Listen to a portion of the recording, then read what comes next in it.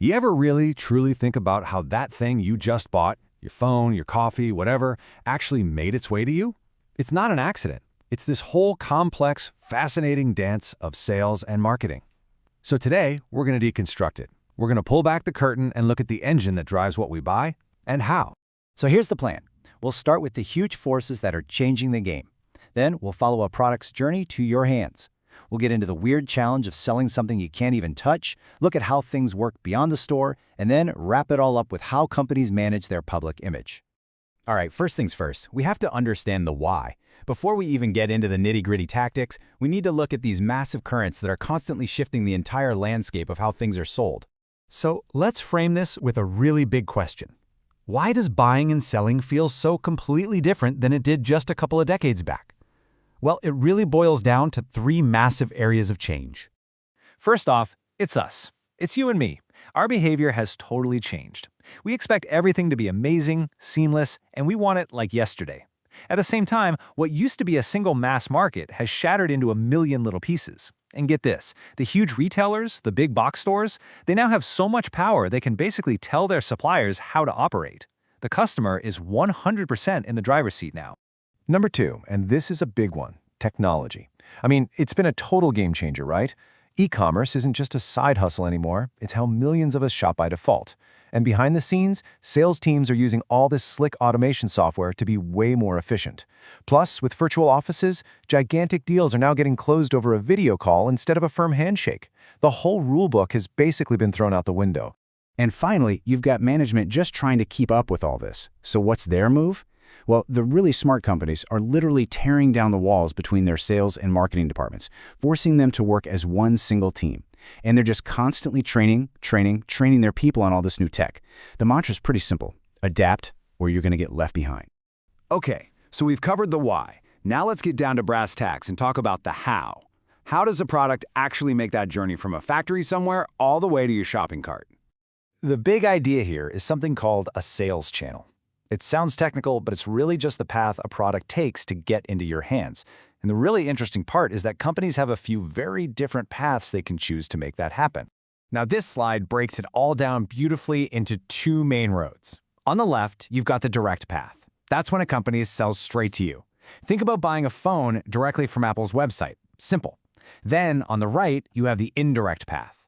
This is where they use middlemen. Intermediaries like retailers or wholesalers to get the product to you. So that's like buying that same phone from Best Buy or a cell phone carrier store. Let's dig into that just a little more. A direct channel could be a company's own website, a catalog they mail you, or even a salesperson that comes to you.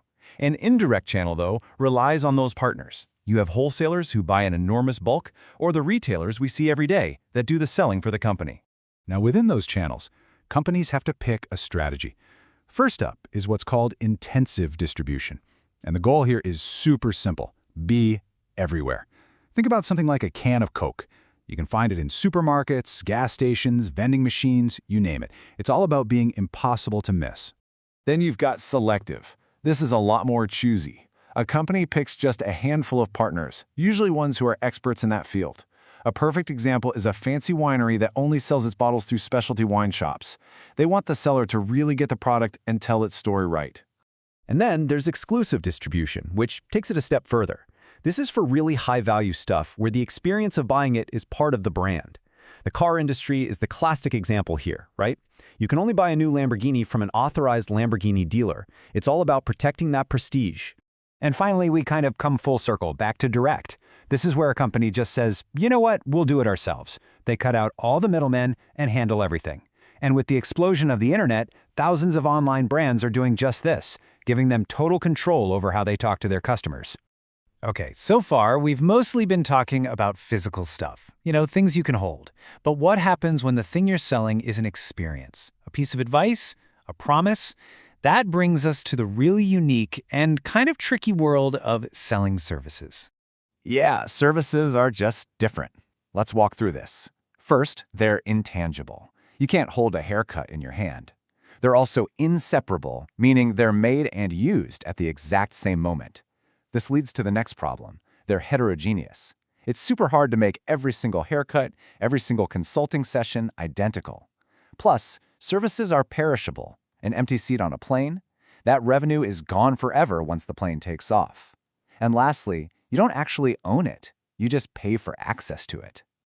So how on earth do you market something you can't even see? Well, marketers came up with a clever solution. They added 3 extra P's to their playbook. First, you focus on the people, because let's be honest, the person providing the service is the service to you. Then, you obsess over the process. How smooth and easy is it to get that service? And finally, you manage the physical evidence. That's everything from a clean waiting room to a professional-looking website, all the little tangible clues that scream quality. Okay, but sales don't just happen on a website or in a store.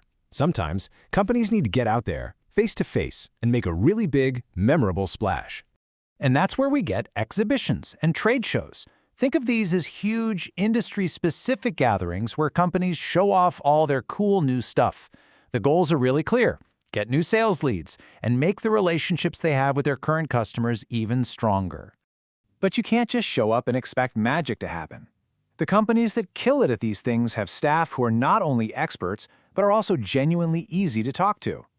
They bring the right stuff, they have great info handy, and this is the secret sauce that almost everyone gets wrong: they actually follow up with every single person they talk to after the show. That follow-up, that's where the real money is made. All right, for our last section, let's zoom all the way out. We're going to go beyond selling one product and talk about managing a company's entire reputation. This is the super important and often really misunderstood world of public relations. You know, the best definition really comes from the pros at the Public Relations Society of America. Look at the keywords here: strategic communication and mutually beneficial relationships. This isn't about shouting at people. It's about building genuine trust between a company and its publics. And that's a cool term for basically everyone a company touches: customers, employees, investors, the whole community. And it is so important to know what PR is not. It is not just free advertising. It's about earning attention because you're credible, not because you paid for an ad. It is definitely not propaganda, which is totally one-sided. And it's not just getting your name in the paper for the sake of it. Real PR is a long-term game of building and protecting a reputation. So there you have it, from the giant forces shaping the whole market to the exact path a product takes to get to you, all the way to the subtle art of managing a brand's reputation. It's this whole invisible architecture holding up the world of commerce. So here's my question for you. The next time you buy something or see a brand in the headlines, how are you going to look at it now? Because once you see the strategy behind it all, you kind of can't unsee it.